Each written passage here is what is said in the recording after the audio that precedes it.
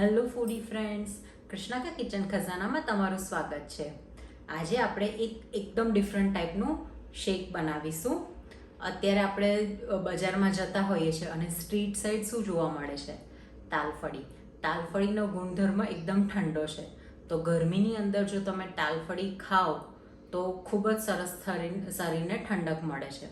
તો આજે આપણે બનાવીશું તાલફળીમાંથી જ્યુસ. તો ચલો ફટાફટ બનાવીએ તાલફળીનું જ્યુસ. તો સૌથી પહેલાં અહીંયા મેં 5 તાલફળી લીધી છે. હવે એને કટ કરી દઈશું. તાલફળી ચોપ થઈ ગઈ છે. હવે બ્લેન્ડરમાં લઈ લઈશું. એડ કરીશું 2 ટેબલ સ્પૂન શુગર, 3 થી 4 પાંદડા ફુદીનો, હાફ લેમન. હવે આપણે એને ક્રશ કરી દઈશું.